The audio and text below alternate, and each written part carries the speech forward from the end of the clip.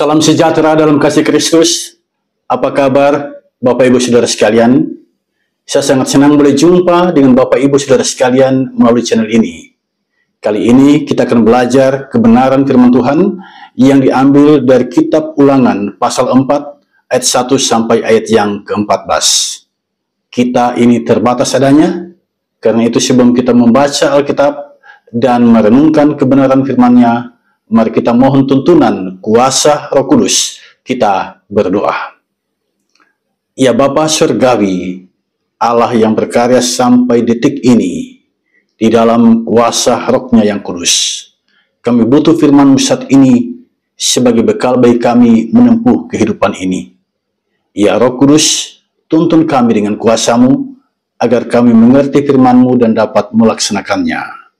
Di dalam nama Tuhan Yesus, kami berdoa. Amin. Bapak Ibu Saudara sekalian, mari kita siapkan pembacaan Alkitab saat ini. Kitab Ulangan pasal 4 ayat 1 sampai ayat yang ke-14. Saya akan bacakan bagian Alkitab ini bagi kita semua. Judul bacaan kita saat ini, Musa menasihati bangsa itu memelihara hukum Allah. Maka sekarang, hai orang Israel, dengarlah ketetapan dan peraturan yang kuajarkan kepadamu untuk dilakukan, supaya kamu hidup dan memasuki serta menduduki negeri yang diberikan kepadamu oleh Tuhan Allah nenek moyangmu. Janganlah kamu menambahi apa yang kuperintahkan kepadamu, dan janganlah kamu menguranginya. Dengan demikian kamu berpegang pada perintah Tuhan Allahmu yang kusampaikan kepadamu. Matamu sendiri telah melihat apa yang diperbuat Tuhan mengenai Baal Peor, sebab Tuhan Allahmu telah memunahkan dari tengah-tengahmu semua orang yang mengikuti Baal Peor.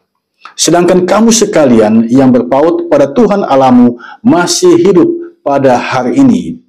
Ingatlah, aku telah mengajarkan ketetapan dan peraturan kepadamu seperti yang diperintahkan kepadaku oleh Tuhan Allahku, supaya kamu melakukan yang demikian di dalam negeri yang akan kamu masuki untuk mendudukinya.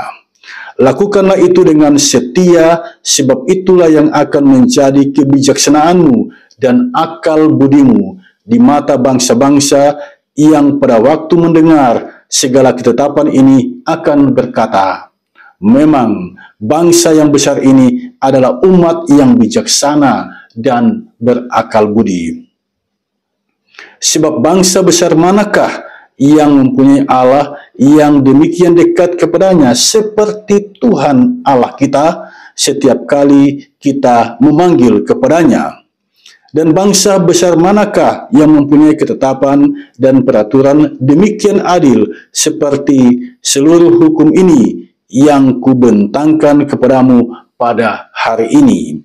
Tetapi waspadalah dan berhati-hatilah, supaya jangan engkau melupakan hal-hal yang dilihat oleh matamu sendiri itu, dan supaya jangan semuanya itu hilang dari ingatanmu seumur hidupmu.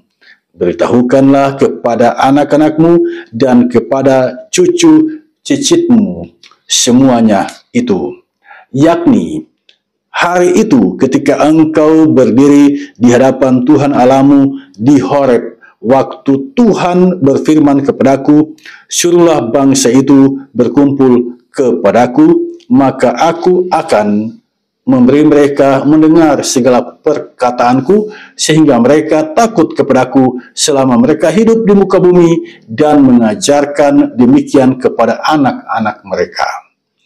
Lalu kamu mendekat dan berdiri di kaki gunung itu, sedang gunung itu menyala sampai ke pusar langit dalam gelap gulita awan dan kegelapan. Lalu berfirmanlah Tuhan kepadamu dari tengah-tengah api, suara kata-kata kamu dengar, tetapi suatu rupa tidak kamu lihat, hanya ada suara. Dan ia memberitahukan kepadamu perjanjian yang diperintahkannya kepadamu untuk dilakukan, yakni ke-10 firman, dan ia menuliskannya pada 2 loh batu.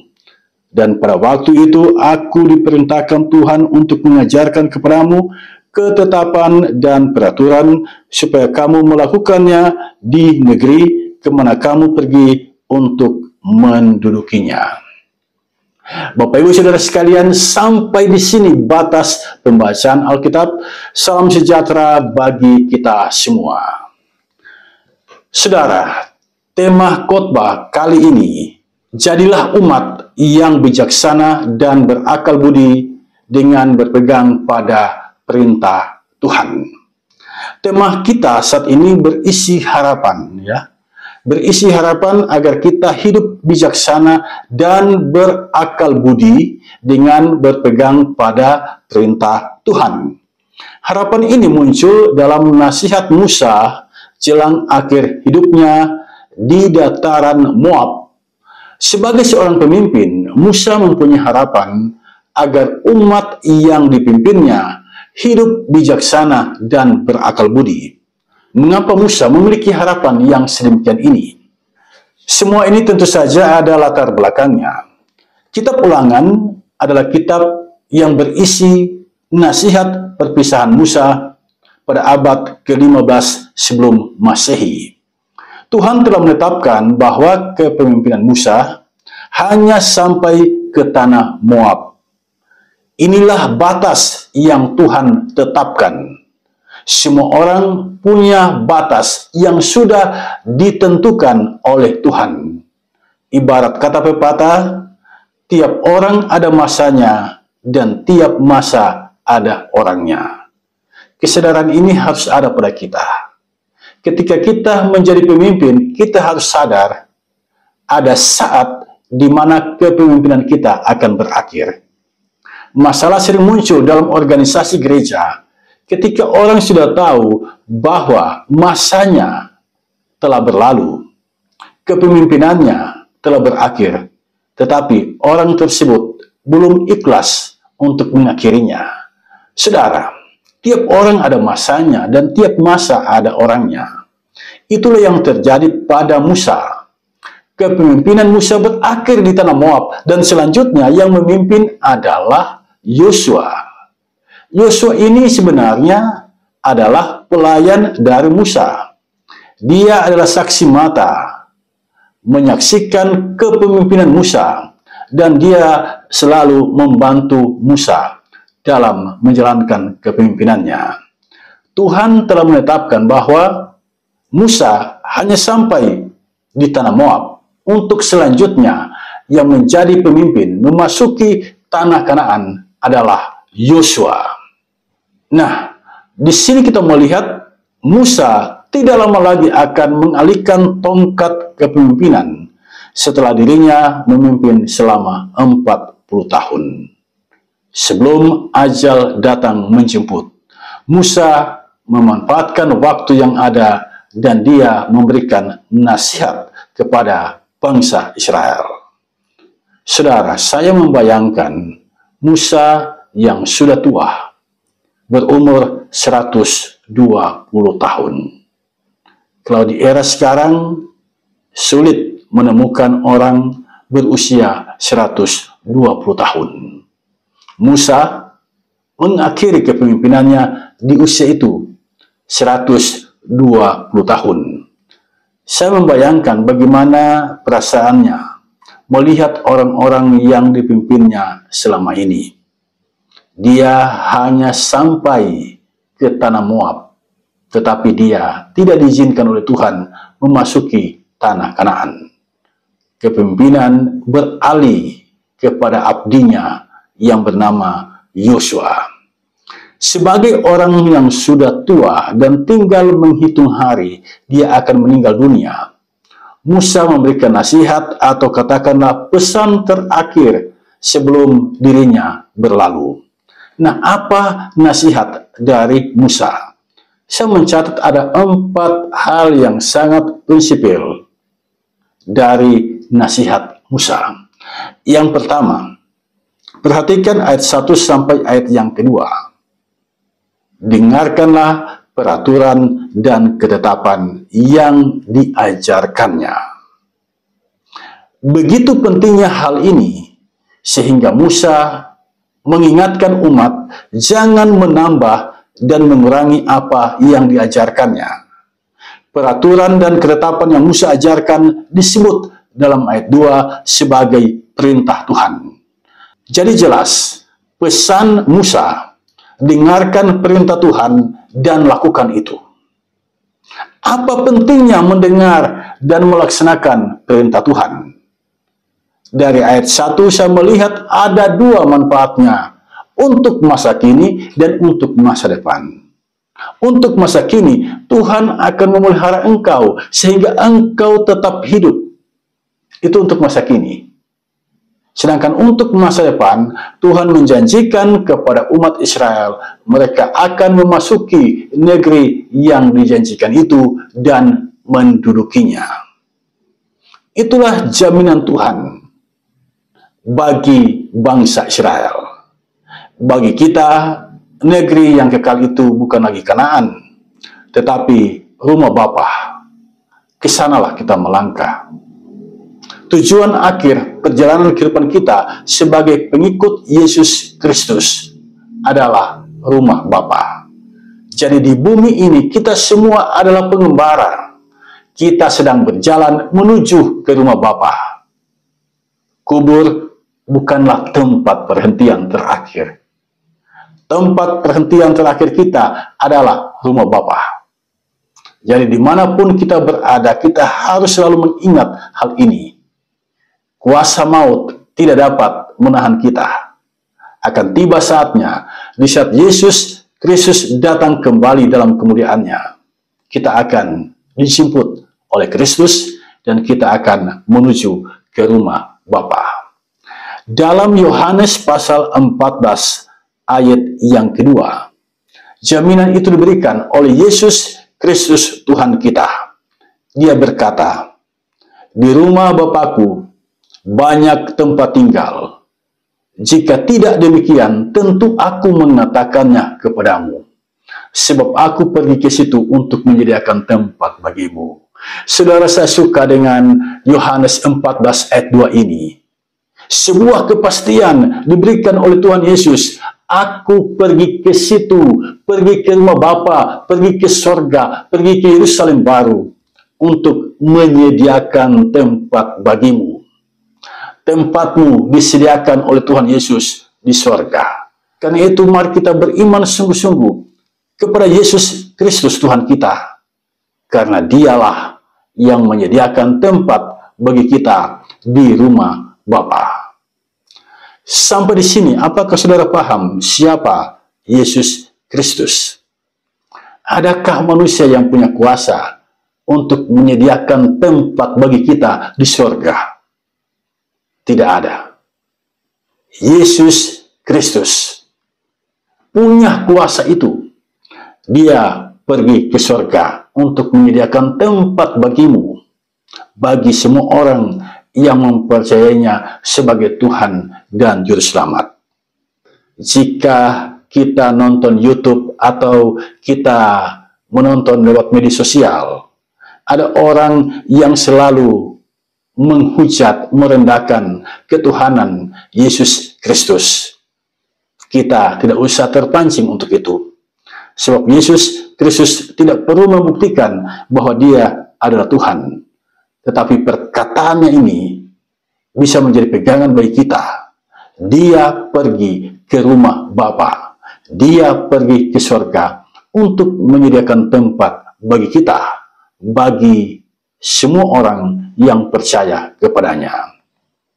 Itu hal pertama yang kita pelajari dari kitab Ulangan pasal 4 ayat 1 sampai ayat yang ke-14 ini. Pesan Musa yang pertama, yaitu kita harus mendengarkan dan melaksanakan perintah Tuhan. Yang kedua, jauhi berhala. Perhatikan ayat 3 sampai ayat yang kelima. Musa menyebut berhala itu di sini Baal Peor. Ini adalah dewa sembahan orang Moab.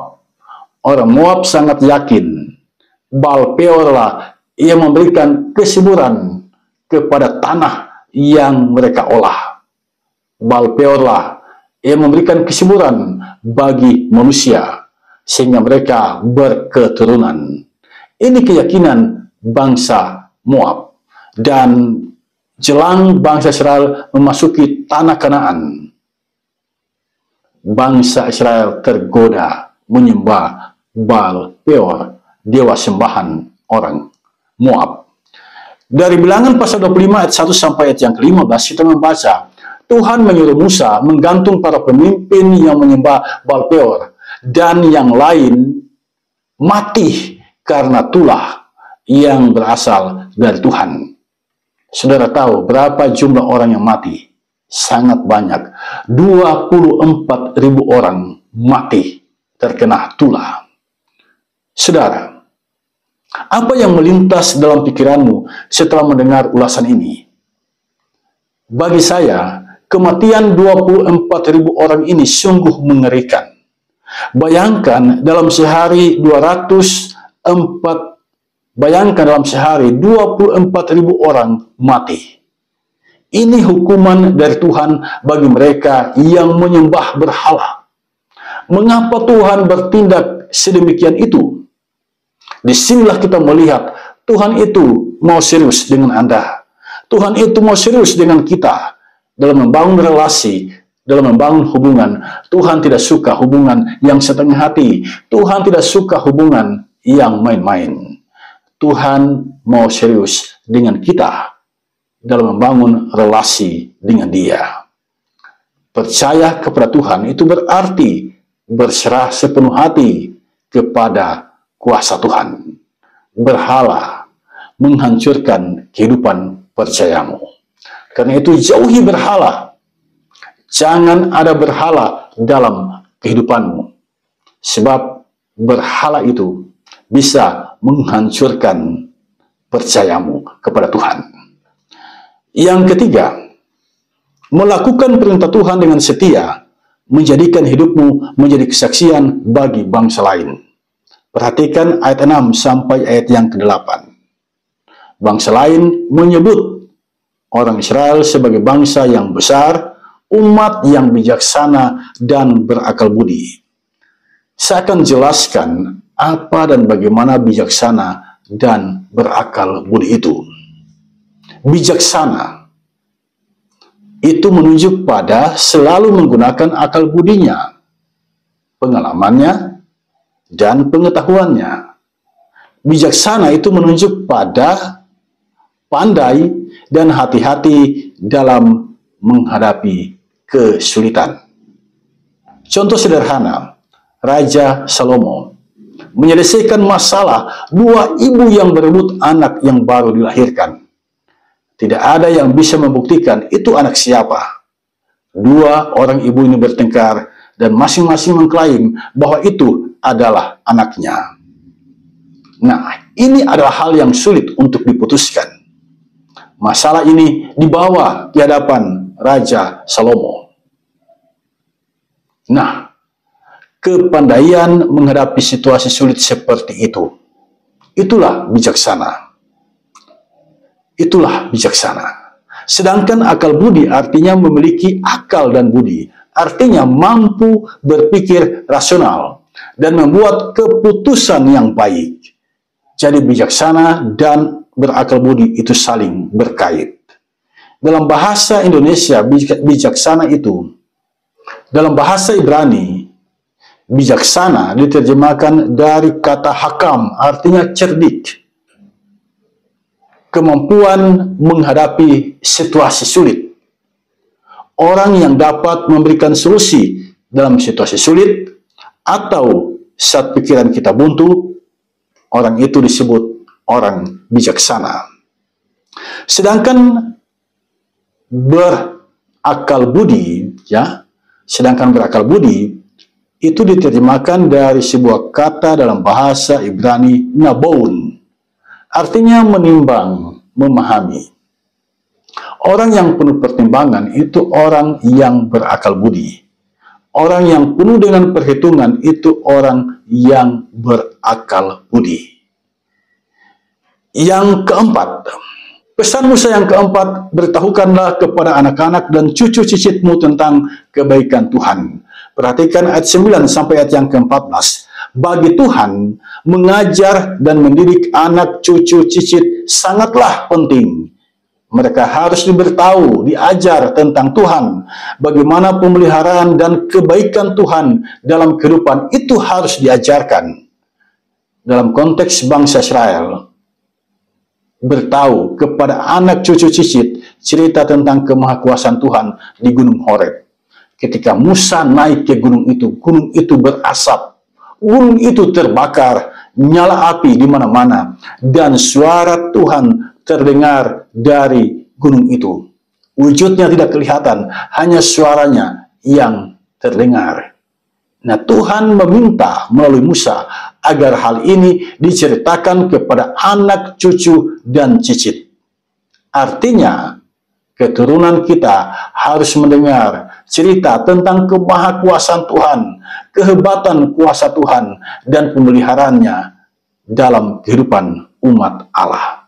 Jadi di sini jelas Tuhan meminta kita bersaksi tentang kemahakuasaannya.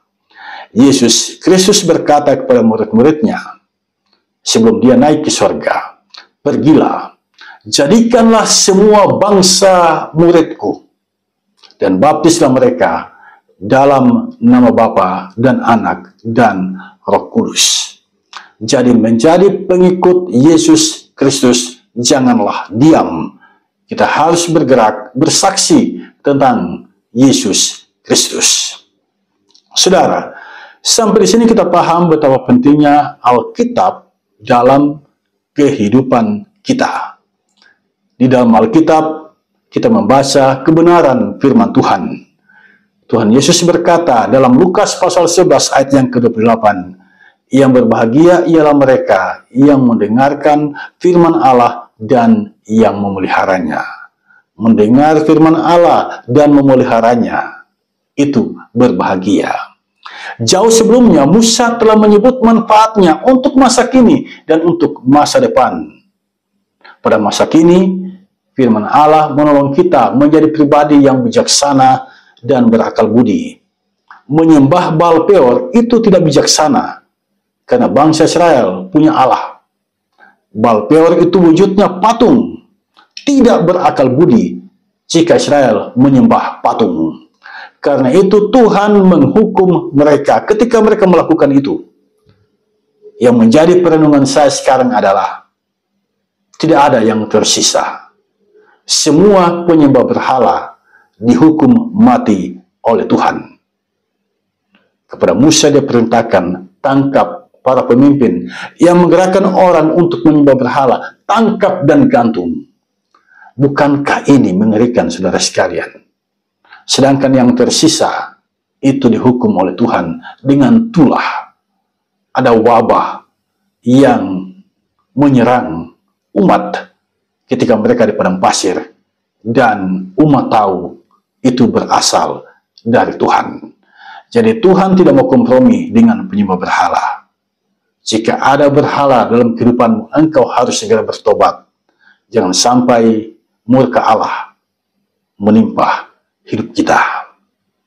Saudara, sampai di sini pelajaran apa yang dapat kita petik dari kitab Ulangan pasal 4 ayat 1 sampai 14 ini? Saya mencatat ada 3 hal yang sangat penting di sini.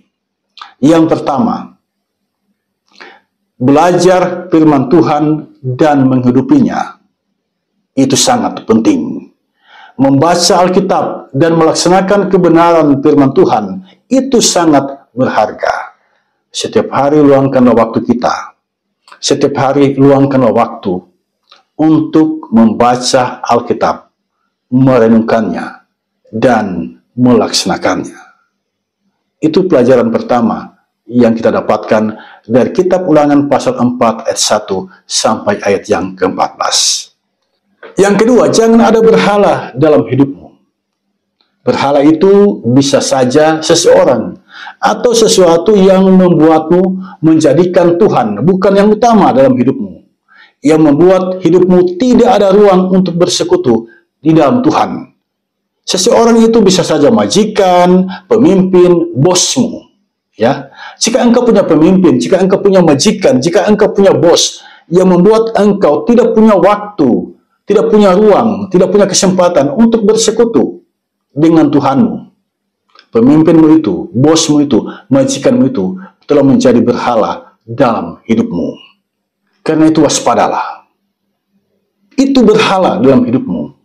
Berhala itu juga bisa berwujud harta benda. Artinya, saking sibuknya kita mengurus harta benda, lalu kita tidak punya kesempatan untuk berjumpa dengan Tuhan dalam persekutuan ibadah. Berhala bisa juga berupa hobi, pekerjaan, dan uang. Satu saja peringatan dari kitab Ulangan. Tuhan menghukum mati para penyembah berhala. Kiranya ini kita renungkan dengan serius. Betapa Tuhan tidak menghendaki relasi yang setengah hati. Tuhan menghendaki komunikasi, relasi kita dengan Tuhan itu intens, tidak setengah hati, dan tidak main-main. Yang ketiga, jadikan firman Tuhan itu sebagai acuan dalam pertimbangan dan pengambilan keputusanmu. Hanya dengan begitu, engkau akan bertumbuh menjadi pribadi yang bijaksana dan berakal budi. Kitab Amsal mengingatkan kita dalam Amsal pasal 1 ayat yang ke-7. Takut akan Tuhan adalah permulaan pengetahuan. Amin.